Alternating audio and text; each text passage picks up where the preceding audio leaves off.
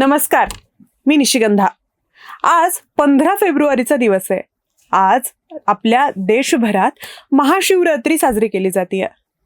महाशिवरात्री म्हणजे भगवान शिवाचा, महादेवांचा सगळ्यात मोठा सण, पवित्र सण. या दिवशी भगवान शिवाचे भक्त उपवास करतात, त्यांची आराधना करतात, जप तप करतात, उपासना करतात. महादेवांना प्रसन्न करून घेण्यासाठी, त्यांच्याकडून वरदान मागून घेण्यासाठी ही उपासना आराधना केली जाते.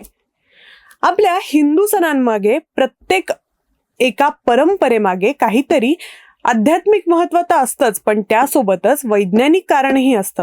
महाशिवरात्रीचंही अगदी तसं आहे. या दिवसाचं आध्यात्मिक महत्त्व खूप आहे, पण त्यामागे एक वैज्ञानिक कारणही आहे. आजच्या दिवशी या महाशिवरात्रीचं वैज्ञानिक कारण काय आहे, तसंच ही महाशिवरात्र साजरी करण्यामागे पौराणिक कथा काय आहे, हे सगळं मी तुम्हाला आजच्या व्हिडिओत सांगणार आहे. त्याच्यामुळे हा व्हिडिओ अगदी शेवटपर्यंत पाहत राहा. तर वर्षात एकूण 12 शिवरात्री असतात, पण त्यातल्या फेब्रुवारी महिन्यातल्या आणि हिंदू महिन्यानुसार फाल्गुन माघ महिन्यातल्या शिवरात्रीला महाशिवरात्री म्हटलं जातं आणि ती मोठ्या प्रमाणात साजरी केली जाते. महादेव हे देवांचे देव आहेत, आदियोगी आहेत, ते सृष्टीचे निर्माते आहेत. महादेव हे वैरागी पण आहेत, पण एक आदर्श सांसारिक जीवन कसं जगावं याचा वस्तुपाठही त्यांनी घालून दिलेला आहे. भारतात अगदी पुरातन काळापासून, प्राचीन काळापासून भगवान महादेवांची आराधना केली जाते. त्याचे पुरावेही आपल्याकडे सापडलेत. हडप्पा संस्कृतीत पशुपती या मुद्रा सापडल्यात.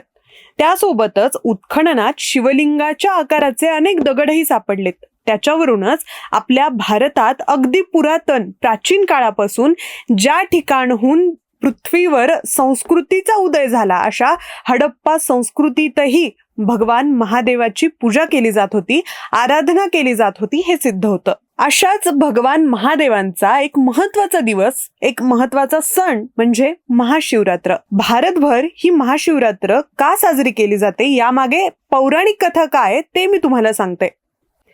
पहिली कथा म्हणजे या दिवशी भगवान शिव आणि देवी पार्वती, माता पार्वती यांचा विवाह सोहळा पार पडला होता. याच दिवशी जगाला तारणाऱ्या भगवान शिवाचं आणि शक्ती यांचं मिलन झालं होतं. म्हणूनच हा दिवस फार महत्वाचा असा आहे. महादेवांना प्राप्त करण्यासाठी देवी पार्वतीनं खूप कठीण तप केले होते. जप तप आराधना केली होती, तपश्चर्या केली होती. वर्षानुवर्ष देवी पार्वती यांनी फक्त फळं, पानं आणि कंदमुळं खाऊन उपवास केला होता.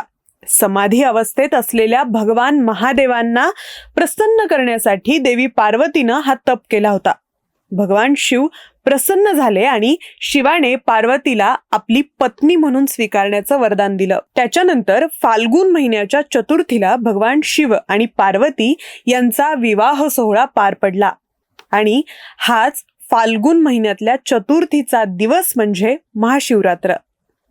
आजच्या दिवशी शिव आणि शक्ती यांचा विवाह सोहळा पार पडला होता. ते एकत्र आले होते, त्यांचं मिलन झालं होतं. म्हणून महाशिवरात्रीला खूप महत्व आहे. या दिवशी अनेक विवाहोत्सुक तरुण तरुणी उपवास करतात, भगवान शिवाची आराधना करतात, आपल्याला सुयोग्य जोडीदार मिळावा यासाठी भगवान शिवाकडे वर मागतात. शिवरात्रीची दुसरी आख्यायिका म्हणजे जेव्हा देव आणि दानवांमध्ये समुद्र मंथन पार पडलं होतं, तेव्हा त्यातून अनेक रत्न बाहेर आली आणि या रत्नांसोबतच बाहेर आलं ते जगाचा विनाश करणारं हलाहल, विष. हे विष समोर आलं तेव्हा दोन्ही देव आणि दानव हे ते स्वीकार करायला पुढे येईनात. जेव्हा सगळे देव अडचणीत पडतात, तेव्हा ते जातात भगवान महादेवांकडे, कारण तेच सृष्टीचे निर्माता आहेत. त्यांच्याकडे प्रत्येक गोष्टीचं आजच्या भाषेत सोल्युशन असायचं. असंच विष जेव्हा समुद्र मंथनातून बाहेर आलं, तेव्हा भगवान महादेवांकडे हे सगळे देव गेले आणि भगवान महादेव ते विष प्यायला तयार झाले. त्यांनी ते विष प्राशन करण्याचा निर्णय घेतला, सृष्टीला वाचवण्याचा निर्णय घेतला. समुद्र मंथनातून बाहेर पडलेलं ते विष जेव्हा भगवान महादेवांनी पिलं, तेव्हा त्यांचा शरीराचा दाह होऊ लागला, त्यांचा कंठ हा निळा पडला. तेव्हापासूनच त्यांना नीळकंठ म्हणून संबोधलं जाऊ लागलं. जेव्हा भगवान शिवाच्या शरीराचा विषाने दाह होऊ लागला, तेव्हा त्यांना शांत करण्यासाठी बेलपत्र वाहिलं गेलं. ह्या बेलपत्राचं असं महत्व आहे. त्यांनी भगवान शिवाच्या शरीराला शांतता मिळवून दिली, थंडावा मिळवून दिला. म्हणून आजही जेव्हा उष्णतेचा त्रास होतो तेव्हा तो कमी करण्यासाठी बेलपत्र खाण्याचा सल्ला आयुर्वेदामध्ये दिलेला आहे. अशा प्रकारे आपल्या परंपरांमागे, आपल्या काही प्रथांमागे वैज्ञानिक कारण सुद्धा आहे. भगवान शिवाला आपण बेलपत्र वाहतो, पण त्याचा असा आयुर्वेदिक उपयोगही होतो.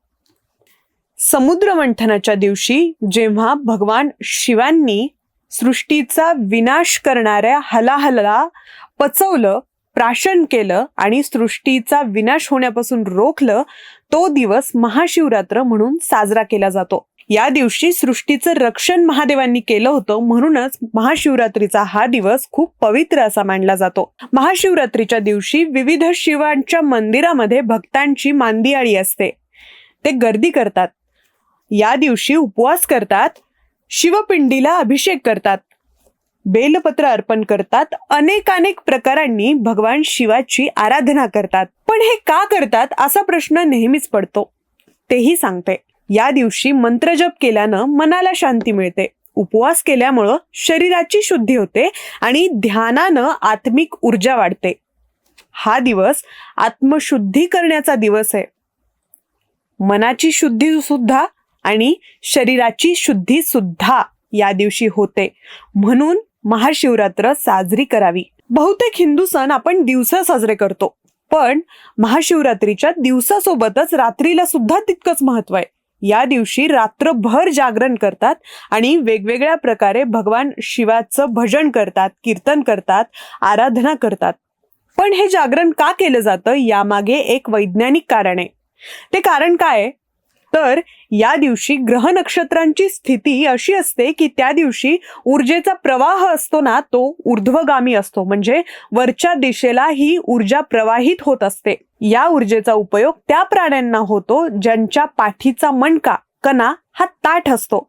आणि या पृथ्वीवर माणूस हाच एक प्राणी आहे ज्याच्या पाठीचा मणका हा सरळ आहे. म्हणूनच ह्या ऊर्ध्वगामी वरती प्रवाहित होणाऱ्या ऊर्जेचा जर जास्तीत जास्त उपयोग, परिणाम आपल्यावर दिसायला पाहिजे तर आपल्याला रात्रभर सरळ बसून जागलं पाहिजे, भगवान शिवाची आराधना केली पाहिजे. तर ह्या ऊर्जेचा उपयोग आपल्या शरीरासोबतच आपल्या मनावरही दिसून येतो. रात्रीच्या वेळी ही ऊर्जा जास्त प्रवाहित असते.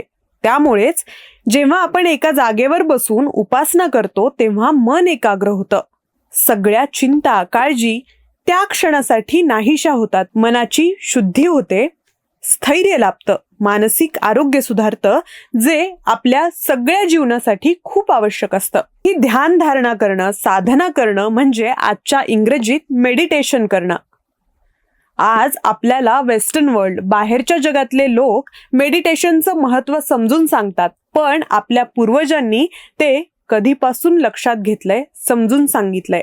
आता गरज आहे फक्त त्याचं अनुकरण करण्याची. दुसरी गोष्ट म्हणजे महाशिवरात्र ही सगळ्यात अंधारी रात्र मानली जाते. रात्र म्हणजे अंधार आणि अज्ञान, आणि जागरण म्हणजे जागृती.